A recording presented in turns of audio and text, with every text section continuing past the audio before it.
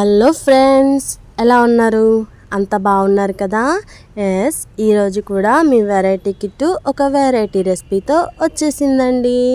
So ఎప్పుడు రెగ్యులర్గా fish fry చేస్తూనే ఉంటాం. మరి వెరైటీగా చేయాలి అంటే చింత చిగురు ఫిష్ ఫ్రై చేద్దాం.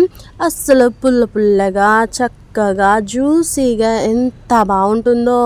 చింత చిగురు చాలా చిగురులు అంటే తెలుసు కదా, లేతగా ఉన్నవి తీసుకోవాలి. ఫ్లవర్ భలే ఉంది కదా. వీటిని మనం ముదురుగా ఉన్నవి వేరేసి తర్వాత చిగురుని ఒక బౌల్లో వేసి మిక్సీ పట్టేయాలి. ఆ తర్వాత ఒక మిక్సింగ్ బౌల్ తీసుకొని మనం తీసుకున్న చేపల ముక్కలు వేసి ఒక హాఫ్ స్పూన్ పసుపు, హాఫ్ స్పూన్ ఉప్పు వేయండి. ఉప్పు ఎక్కువ వేసుకోవద్దు, తక్కువే వేసుకోండి, బాగుంటుంది. సో ఎక్కువ అయితే ఏం చేయలేం కాబట్టి సో ఒక స్పూన్ కారం వేయండి, ఒక స్పూన్ గరం మసాలా, అలాగే ధనియాల పొడి, అలాగే 2 స్పూన్ల కార్న్ స్టార్చ్, అలాగే ఒక 2 స్పూన్ల మిరియాల పొడి వేయండి. ఆ తర్వాత మనం గ్రైండ్ చేసి పెట్టుకున్న చింత చిగురుని ఇలా పిండేయాలన్నమాట. అయితే ఒకటి గుర్తుపెట్టుకోండి, ముక్కల్లో మనం వాష్ చేసిన ఒక్క చుక్క కూడా వాటర్ లేకుండా చూసుకోండి, ఓకేనా? ఆ తర్వాత ఈ చింత చిగురును పేస్ట్ చేసాం కదా, ఆ వాటర్ అంతా కూడా దానిలో పిండేసుకోండి. చక్కగా ఈ చింత చిగురు వాటర్తో ఆ మిశ్రమం అంతా ముక్కలకి పట్టేలాగా బాగా కలపండి. ఒక్కొక్క ముక్క తీసుకొని ఆ ముక్కకి రాస్తూ ఉండాలి, అప్పుడే చక్కగా పడుతుంది. అసలు చాలా బాగుంటుందండి. ఫ్రెండ్స్, నా ఛానల్ని మీరు ఫస్ట్ టైం చూస్తే కనుక ఇలాంటి వెరైటీ రెసిపీస్ మీరు ఎంజాయ్ చేయాలి అనుకుంటే ప్లీజ్ సబ్స్క్రైబ్ చేయండి ఫ్రెండ్స్.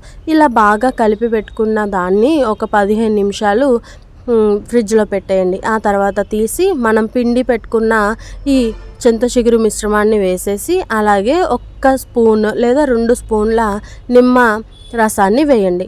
వేసి బాగా ముక్కలకి అంటేలాగా ఇది గార్నిష్ కింద పనికొస్తుంది. సో మనం చింత చిగురుతో చేసామని తెలియాలి కాబట్టి ఇది వేసుకుంటాం. లేదు పైన మాకు కనిపించక్కర్లేదు అనుకుంటే కనుక ఆ మిశ్రమాన్ని వేయడం ఆపేసుకోవచ్చు, ఓకేనా ఫ్రెండ్స్? ఆ తర్వాత ఒక బాణలీలో ఒక 4-5 చెంచాలు, అంటే మన ఫిష్ ఫ్రై చేయడానికి హాఫ్ మునిగేటట్టు చక్కగా చూసుకొని ఆయిల్ వేడి చేసుకోండి.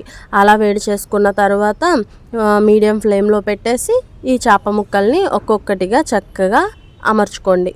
అలా గిన్నె మొత్తానికి అమర్చుకున్నట్టయితే చేప ముక్క హాఫ్ సైడ్ నూనెలో వేగేటట్టు అమర్చుకోవాలి, ఓకేనా ఫ్రెండ్స్? అలా అమర్చుకొని ఒక 10 నిమిషాలు మీడియం ఫ్లేమ్లో పెట్టేసి అలా వదిలేయండి. సో చక్కగా మెల్లగా ఉడుకుతూ ఉంటుంది. చూసారా ఫ్రెండ్స్ ఎంత బాగుందో? సో ఇలా ఉడుకుతూ ఒకవైపు చక్కగా కలర్ వచ్చిన తర్వాత మళ్ళీ ఇంకొక సైడ్కి టర్న్ చేసుకోండి. ముక్క బాగా ఉడికిందో లేదో చూసుకొని చక్కగా టర్న్ చేసుకోండి. ఒక సైడ్ చక్కగా మంచి కలర్ వచ్చి గోల్డెన్ బ్రౌన్ కలర్ వచ్చాక ఇంకొక సైడ్కి టర్న్ చేసుకోండి. అలా ముక్కలన్నీ కూడా చక్కగా నూనెలో వేగేటట్టు బాగా తిప్పుకోండి. ఫ్రెండ్స్, మీరైతే మంచి టేస్ట్ని అయితే ఎంజాయ్ చేస్తారు. అండ్ చింత చిగురు పులుపును ఇష్టపడే వాళ్ళు అయితే ఇంకా బాగా ఎంజాయ్ చేస్తారు. ఎందుకంటే చేపలో పులుపు అనేదే మనం చింతపుండు పులుసు వేసి చేసుకుంటాం కదా, ఆ టేస్టే వేరండి. సో దాన్ని బాగా అటు ఇటు గోల్డెన్ బ్రౌన్ కలర్లో వేగిన తర్వాత తీసి ఆయిల్ని అంతా కూడా డ్రైన్ అయ్యేలాగా ఒక పక్కన పెట్టుకోండి. ఒక పావు గంట అలా వదిలేసినట్లయితే ఆయిల్ అంతా పీల్చుకొని ఆ వేడికి ముక్క సెట్ అయిపోతుంది.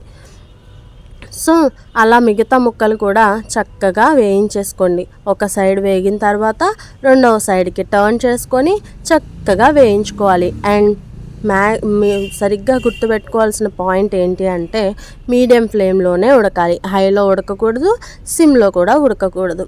అంటే ఎక్కువ మంట కూడా కాకుండా చక్కగా మీడియం ఫ్లేమ్లో ఒక పావు గంట టైం తీసుకొని అటు ఇటు కూడా వేయించుకొని తీసి బౌల్లో పెట్టేసుకొని చక్కగా సర్వ్ చేసేసుకోవడమే.